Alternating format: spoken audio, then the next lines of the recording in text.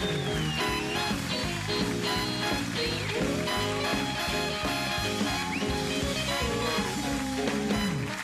back. My first guest sat beside me for 7 years, and beginning this Friday, you can see him in 2 films, New York Minute with the Olsen twins and Seeing Other People. Please welcome Andy Richter.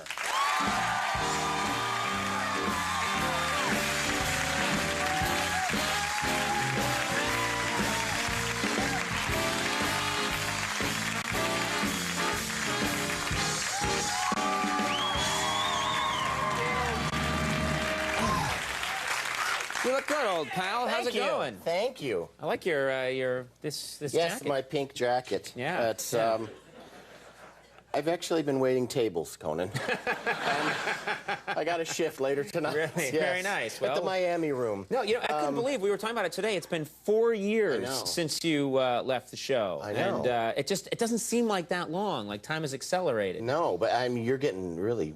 The place has turned fancy. You got Brad Pitt tomorrow. Brad Pitt tomorrow, yeah. I know, and I wanted to remind you, don't kiss him. I know that sitting here with him, it'll be sort of tempting, you know. But he is a good-looking guy. Oh, he's handsome. I like the ladies. I think we all know. Well, it's true. But you went to the trouble of getting married. You gotta help him out. Yeah. And you should meet him. He's a great guy. No, but you know, he is one of those guys that's kind of so crazily good-looking that sometimes you, even as a guy, you look at him and go, man, that guy is good-looking. Yeah. I know. It's the same thing happens in the mirror for me. No.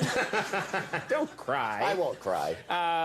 Yeah, no, that's going to be a lot of fun. We're going to have him on the program, and you know, but we were talking about you today and your influence on the show.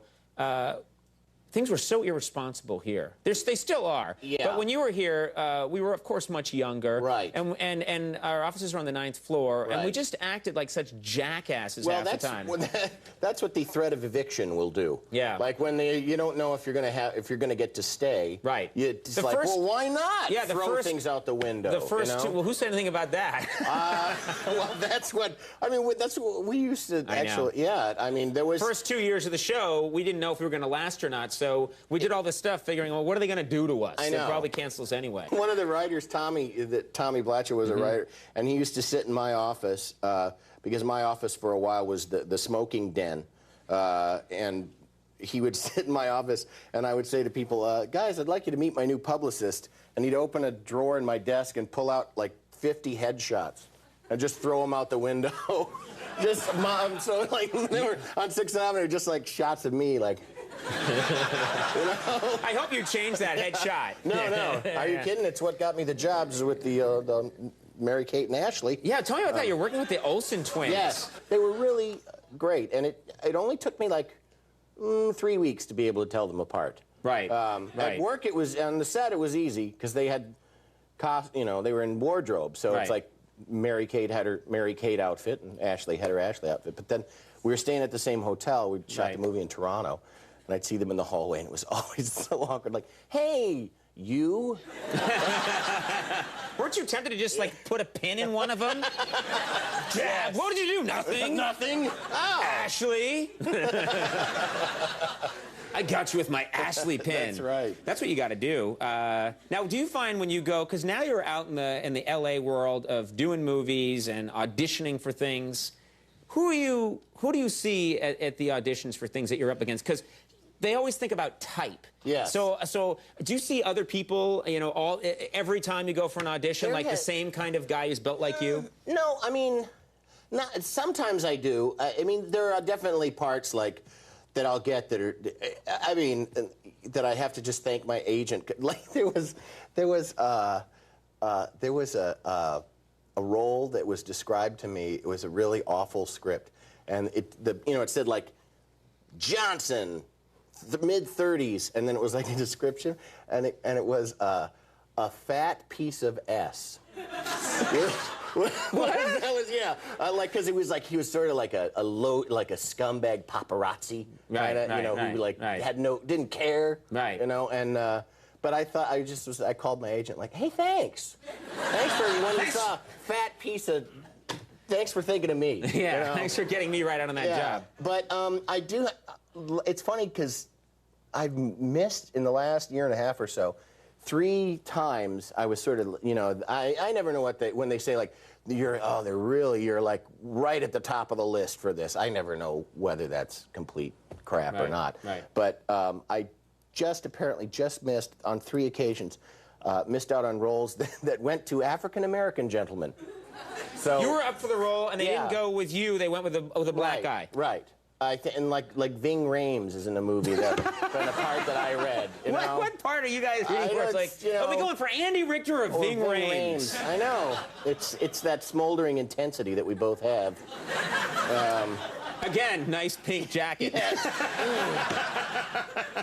That hurts. Don't show up for these smoldering intensity roles. Now, I haven't seen. Well, actually, I guess I saw you. What was it, like 4 weeks ago? Yeah. You came out for I had my 10th anniversary. Yeah, and I saw your boy William, who's a cute kid. Yeah, and I saw Nev, your daughter, for the first time, and they came over to our house, and you still seemed to be in that sort of shell-shocked, you know, state of having a baby. Yeah, our baby started sleeping like 4 weeks ago for the first, but until then, never slept. From the moment she was born up until 4 weeks ago, the first 5.5 months broke some world record for not sleeping. We'd come in the kitchen, she'd be making coffee. Ah! You know, so no, nothing. But then, and so we were just going crazy. Yeah. Well, that's the thing is you gotta get him to sleep, and it's the most. No, I mean, and it's like heartbreaking because you have to let them cry because they will terrorize you. Right. And just keep crying until you never get any sleep yourself, and you have to let them cry it out, is what they say. And when William was little, we lived here, and he slept. We were in an apartment, but it was a 1-bedroom apartment, and he slept in the same room with us. Right. And just my one night, the one really bad night where he cried for like 3 hours, you know, and my wife just laying in bed crying too, and. You know, trying not to move so that he would know that we were awake. Right. But then once he got to sleep, he was good, but he would wake up in the middle of the night, like 4:30 in the morning, and decide it was time to get up. And he had his first word, and he would get up and he could pull himself up onto the crib, and we could see him sort of in the darkness, and we'd have to lay real still, and he would go, "Hey." Hey. And it would like an hour, you know, and then sort of flop down and then climb. Hey, wake up! And we would have to lay there like not laughing, you know, like don't let him know we're awake. Yeah. Wow, but he's doing great. Yeah, he's doing well now. He still gets up too damned early. Yeah. Still like 5:45, he'll be in the room like, come on! And But he's also like Bam Bam on the Flintstones. Like, he's a strong kid, and when we visited, he's in the background, and you and your wife are chatting pleasantly in the background. He's chopping down like a giant tree. He's coming down, and he's blowing up a car. He's just smashing stuff. He's like his father. He's the child that hurts the other children. Yeah. In this well-meaning play, you know, like, I broke him. Now he doesn't work anymore. Can't fix. We have a clip here from this movie. Seeing Other People. We have a clip from Seeing Other People. Tell us about this. This is a romantic comedy, and it's starring Jay Moore and Julianne Nicholson, and they play a married couple who decide they're going to get married. They decide before they get married they're going to see other people, thus the name. Right. Just to sort of get some wild oats sowed before they get married. Sure. With disastrous, hilarious results. I bet you the movie company loves it when you do that. What? It's with true. Hilarious results. What? No, I'm just kidding. They know that I'm an ass. Hey. What? Oh, like you people have never heard that word. Andy. I was screaming at him while they were in line. I was screaming that word at him. This is the show that's being broadcast to an elementary school. Oh, no! Yeah. What's happening in this clip? I play their friend who is sort of I believe in true love. And this is the scene with the kid? Yeah. Yeah, and Helen Slater plays my fiance, and this is her son from a previous marriage. Okay. And I'm sort of having a heart-to-heart with him. Let's take a look at this clip from Seeing Other People. When my parents split up, I went into my room and I tried to learn everything I could about baseball. I memorized the baseball encyclopedia.